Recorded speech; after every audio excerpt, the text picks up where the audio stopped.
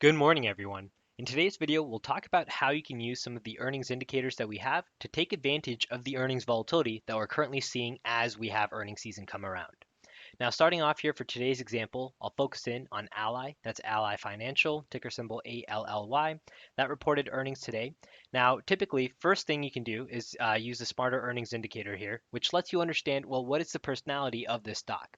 Now, typically, we see with the beat like we had in today's scenario, over the past 5 years, 2 out of 2 times on beats, we've had a gap down being filled. So that's step number one, a bias with a bullish earnings beat, which is what we had today.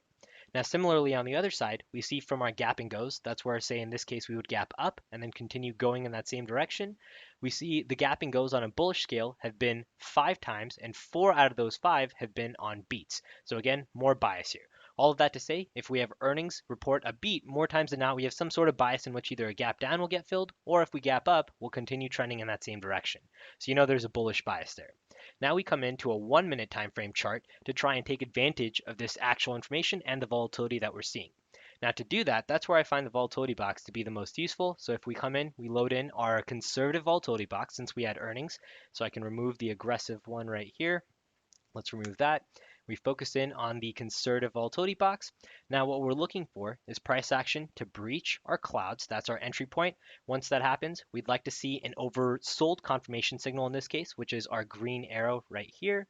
We had 1 and 2 arrows, so 2 oversold confirmations. That's the edge signal indicator.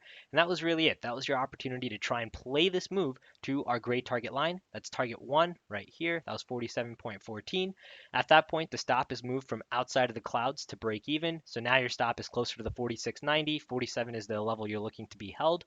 And if we take a look at where price action is currently at, since our point of entry, it's continued trending higher. Now, if you're using options to try and play this move, that's where the 0 day expiration options really come in handy. So for example here, when price action breaches, this is happening right around the 9 to 9:30 mark on a Friday in which we have the monthly expiration series. So that gives you 0 day expiration options. These options would be much cheaper on a Friday compared to any other day of the week. So it gives you a way to play this with the risk to reward skewed in your favor.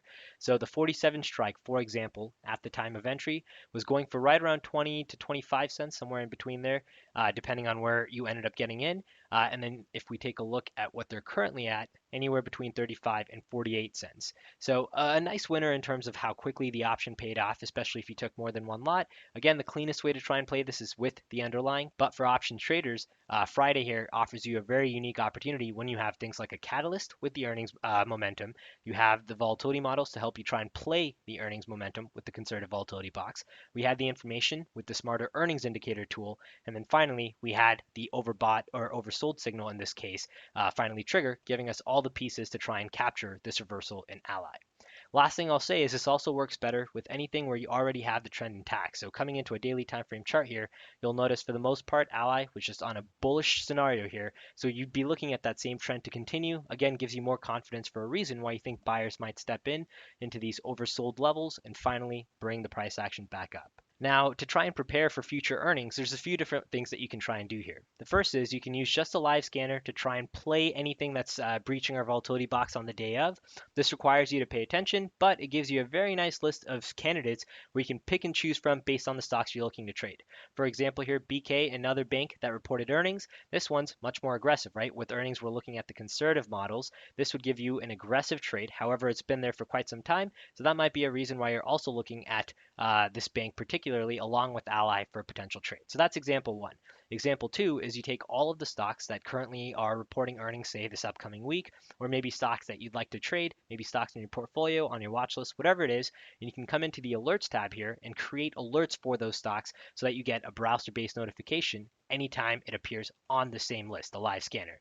So this is a way in which you can prepare for next week or the entire month's earnings, and this is a way you can try and pick from the day of any stocks that maybe you may have disregarded, which are appearing for potential trade ideas that you may be interested in taking. All right, I hope this video was helpful in providing a simple process that you can use this earnings season to try and take advantage of some of these volatility moves. Take care, everyone. Good luck trading, and we'll see you in the next update.